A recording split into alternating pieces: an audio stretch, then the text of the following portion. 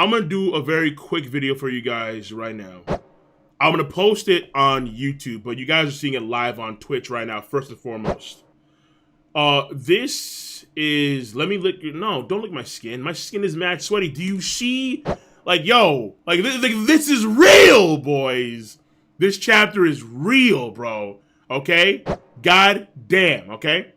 So we're going to do it live. We're going to do it live. So I'm not going to cuss because, you know, it is what it is with YouTube. But we just came off reading chapter 957. This chapter, genuinely speaking, is one of the best chapters I've read in years for One Piece. It is definitely one of the best chapters I've read in years. Shanks' bounty, Big Mom's bounty, Kaido's bounty, land, sea, or air, Kaido is the strongest. Though I would still put Shanks at the top, considering how, again, whether it was a data book or an SBS, it was clearly wrong, because Shanks was a Yonko 6 years ago. Shanks is a fresh off the boat Yonko. A fresh off the boat Yonko. And then you have Whitebeard at 5 bill. And Gold D. Roger at 5.5 bill. And then, on top of all of that, you have the stuff pertaining to the rocks, and you see Shiki in that. You have Silver Axe, who now folks are saying that could be Shaki from the goddamn bar. I don't see any hidden axes in the bar, but who knows? Maybe there's a Silver Axe somewhere. Like, I remember actually in the first concept art of Nami, like when Oda had first picture of Nami, I think she had like a giant axe. Well, who knows? But either way, Garp, of course, gets respect, but also we're not gonna, like, for some reason we're going to ignore Goldie Roger in the mix. Like, so, like, I respect it, but, you know, age is age, and you get weaker over age, and Garp has said it himself. But I respect it, all right? I still have a hard time seeing Garp taking out someone like Akainu in Marineford War. I truly do. Akainu's a beast, all right? Like, Oda himself has gassed Akainu personally. He has gassed them to astronomical extents. And to say that Garp could have been Akainu then, it's like, what? Yeah, that one is messy. But this chapter is a very, as you can see, all right, went through a crazy stream. This stream will be uploaded to YouTube on Sunday, because I have to edit the video, put the memes, all kind of fun stuff, obviously. So I'm gonna work on it, and it'll be up on Sunday. But I'm doing this video now to have some content up first, because I really want to press this point hard. This is what makes One Piece really stupendous. Like, these chapters are what makes One Piece really, really dope.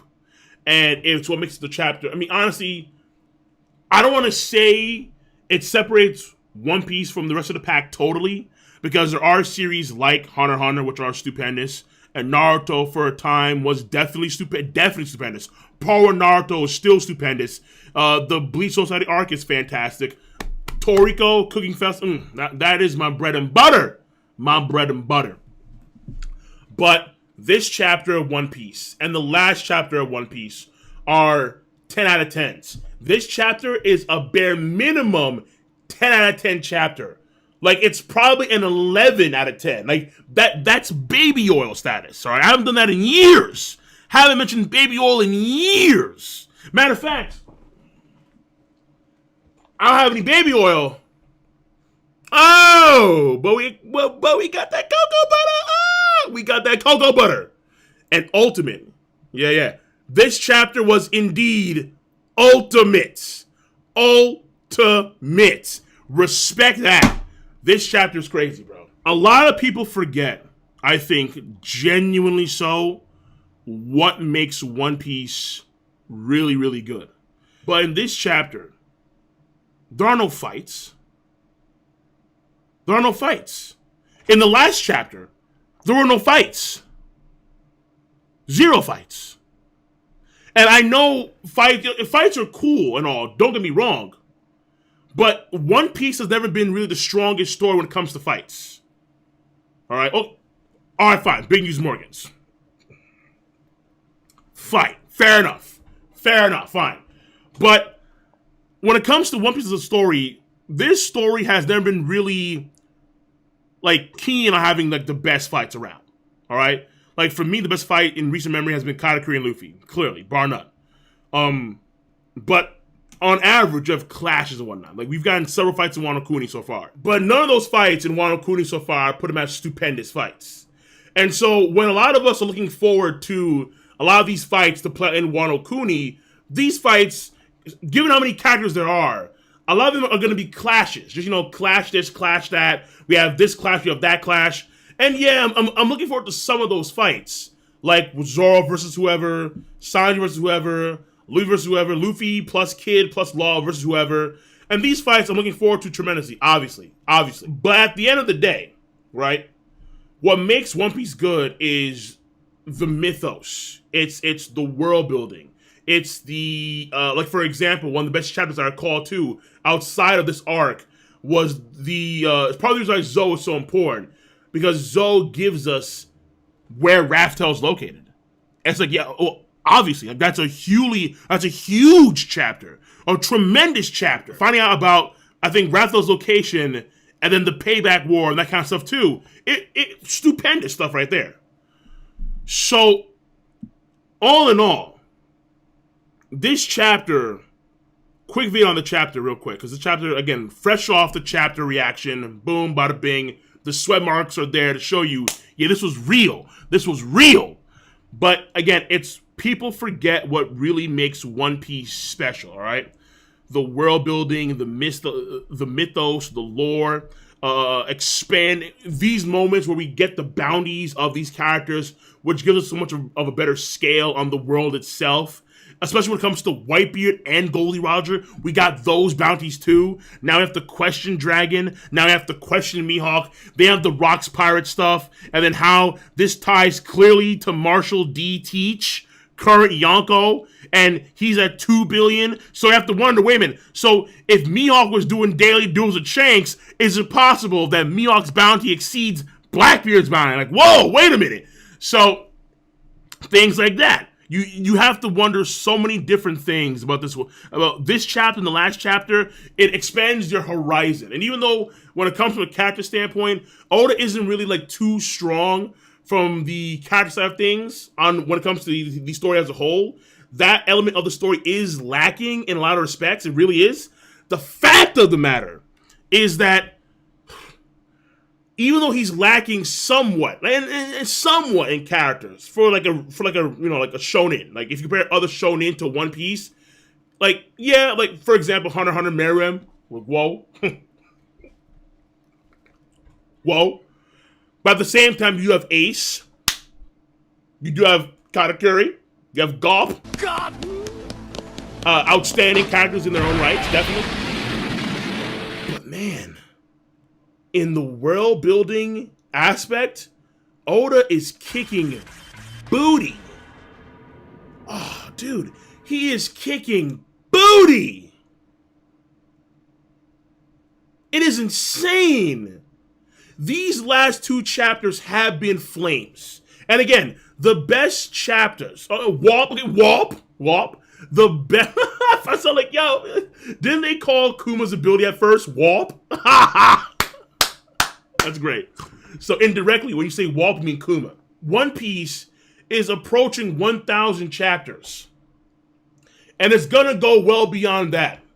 Oda himself says, hey, yo, I want to end it in 5 years. His old editor comes on and says, nah, that's not... Bro, that's not happening. There's no way. There's so much content to cover. One Piece being this deep, and it still has a tremendous fan base. It still has, across the world, all right?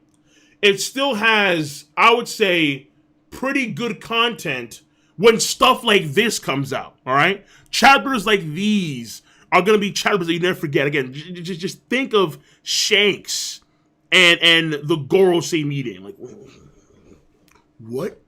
Think of the role pornoglyph reveal, and then you have Raftel. Oh, what? The best chapter that involved a fight, like a genuine fight, not big fake news, not fake news organs, but the best chapter that's involved in fight I can think of right now has been chapter 895, the end of Katakuri versus Luffy. So at the end of the day, people forget that what makes the stories truly stupendous is the stuff outside of the fights. And chapters like these, where Oda expands upon the world at a tremendous rate. When Oda really, really, really takes his time to build these characters from a lore standpoint, from a mythos standpoint, and then we get more intel on that. The bounties, just revealing their bounties sent chills down your spine. And then seeing how far Luffy is from those guys, seeing how far Blackbeard is from those guys, and he's 2 devil fruits, 2, the strongest Paramecia, the Goro Goro, and the strongest Logan, and he's still not even 4 bill. What about Dragon? What about Mihawk? And then Warp, and then Gold D, and the Rock's captain, Sebek? One Piece kicks booty. One Piece kicks genuine booty. And we lose ourselves a lot of times in the expectations of the fights. And when I think about where Act 2 of Wano has gone so far, it kind of makes me a bit disappointed because Act 2 of Wano could have been something really, really special. But it's okay at best. Which I'll get to in another video when I finally do my arc overview of Act 2, which I'll get to, hopefully, at some point. Soon, like this week, next week, I don't know. I'll get to it. Either way. This chapter is a stupendous chapter. 10 out of 10 minimum. Last chapter, 10 out of 10. For me personally. Damn good. So good. And we have to remember what One Piece is truly about. The journey. The journey, the world. Aita Kano, Yume wo, Kagiyazume, Sagashimono, Sagashi, Yuku no Za. One Piece. That's the world, man. That's the world. All right. Quick video in the middle of the stream. Upload to YouTube. It is what is there. Yeah, I'm lagging a bit, but I'm going to catch you guys and gals on YouTube. Again, video drop on Sunday for the live reaction. I'll see you guys and gals then.